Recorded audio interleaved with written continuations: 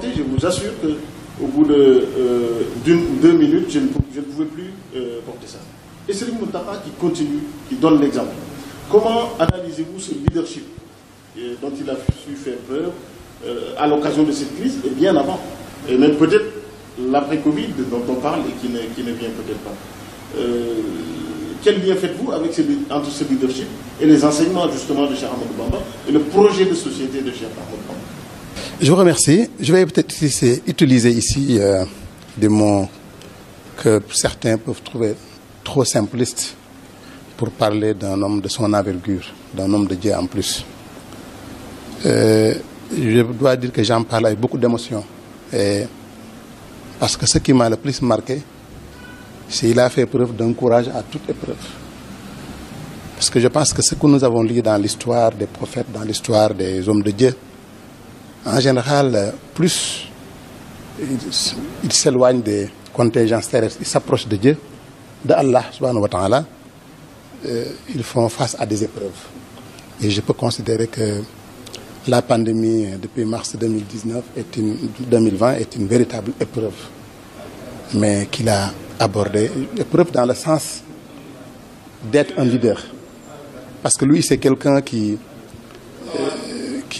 vraiment se détache d'une manière exceptionnelle de ces choses-là, et qui n'est intéressé par les choses terrestres que dans la mesure où il peut être là, adorer Allah pour l'au-delà. C'est quelqu'un, si vous lui dites, je vous souhaite longue vie, je ne l'ai jamais entendu dire Amen. Excellente santé, je ne l'ai jamais dit Amen. Mais alhamdulillah, il rend grâce à Dieu quand vous lui dites ça, mais il ne vous dit jamais Amen, parce qu'il dit que ces choses-là ne sont pas essentielles. L'essentiel, c'est de consacrer sa vie à Allah, mais n'est pas de lui demander une longue vie ou une bonne santé. Vraiment, donc, j'ai parlé de courage parce que j'ai vu un homme courageux qui est cultivé, qui sait ce qui se passe, et qui, dans toutes ses actions, son discours, il se rappelle toujours qu'il n'est pas seul. Il est à la tête d'une communauté. Il a une responsabilité de quelqu'un qui a aujourd'hui presque le rang de Amirul Mouminin. J'ai retenu également quelqu'un qui est d'une grande responsabilité, qu'il exerce et qui ne fuit jamais ses responsabilités. J'ai retenu quelqu'un qui a une conviction exceptionnelle envers Allah et les produits que Allah a donnés à Cheikh Ahmadou Bamba. Enfin, j'ai vu quelqu'un d'une générosité, dont la première n'est pas les dons qu'on voit qu'il prodigue aux autres, mais de soi. C'est-à-dire, il a une capacité à faire un don de soi vraiment exceptionnelle. Je ne suis pas le plus âgé, je n'ai pas vécu l'époque de tout, mais je pense qu'en la matière, au niveau de ces 4 que je viens de vous citer là, il a eu un comportement exceptionnel. Ça, il ne pouvait en être autrement, vous allez me dire, mais vraiment, je l'ai vécu de très près avec lui. Et en cela, il a porté donc l'espérance et l'assurance qu'il donne aux autres. Parce qu'en face de l'épreuve, la dignité avec laquelle il fait face. Et je pense que, donc, à ce moment-là, maintenant, je peux parler des choses beaucoup plus superficielles. Son comportement, l'exemplarité. Et je suis sûr qu'en portant un masque, il ne pense pas à se protéger contre la maladie. Même si c'est un acte de foi. Parce que, comme il l'a toujours dit, le virus, c'est une créature divine, comme nous sommes créatures divines.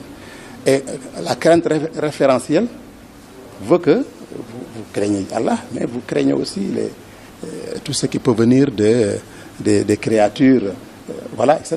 Donc, aujourd'hui, tuer un serpent, c'est parce qu'on craint que sa morsure nous cause du tort ou nous enlève même, en tout cas, par l'acte divin, notre vie. Vous voyez, donc le virus, c'est une recommandation de Dieu. De faire cela. Donc c'est normal, voilà, c'est ça. Mais à un certain niveau d'élévation de la foi, on dépasse ça. C'est-à-dire en face de la mort, on n'a plus cette crainte de la mort. En face de la mort, on exerce son devoir. Donc c'est à ce moment-là qu'il a porté son masque, parce qu'il sait qu'il a besoin de donner un bon exemple. Et comme le disait Seigneur Abdou Khadr dans ses discours, qui était très court mais plein d'enseignements, il disait toujours istiqama. Il nous invitait à rester sur le droit chemin, mais également les prescriptions divines, ce n'est pas négociable. Mais ce que les dirigeants de ce monde, de ce bas monde, les mortels, nous demandent, tant que ça n'entrave pas à notre pratique culturelle, à l'adoration divine, qu'on les respecte. C'est à cela qu'il a donné cet exemple-là. il nous a enseigné deux choses importantes. Comment on exerce la responsabilité par un chef religieux. Mais il nous a même enseigné comment on fait face. Il nous dit, non, ne renoncez pas à la prière. Priez. Mais je vais vous apprendre comment prier dans des circonstances pareilles. Et je pense que lorsqu'en temps de guerre, Allah fait descendre des versets pour dire au prophète comment vous priez. Pour que l'adversaire ne vous encercle pas, une partie prie, une autre reste. Donc c'est pareil, il nous a enseigné comment faire face. Mais prier quand même. À un moment donné, il a dit, je pense que ce que nous pouvons perdre en ne priant pas, nous ne le gagnerons pas en évitant de se faire, je ne sais pas, par le virus, mais il fallait prier. Il nous a appris comment prier, en toute responsabilité. Et aujourd'hui, c'est un exemple que nous avons vu à Touba avant de l'avoir vu même au Moyen-Orient, même en Arabie Saoudite. Donc c'est des choses, maintenant, pour revenir à la générosité, j'avais parlé d'une autre générosité, le don de soi.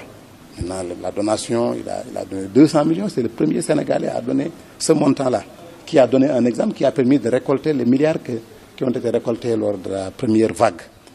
Il a fait beaucoup d'autres dons dans le cadre pour accompagner les Dara de Touba. Ça, c'est avant que les Hizb ut-Tarqiyyah ne s'occupent des victimes des événements de mars.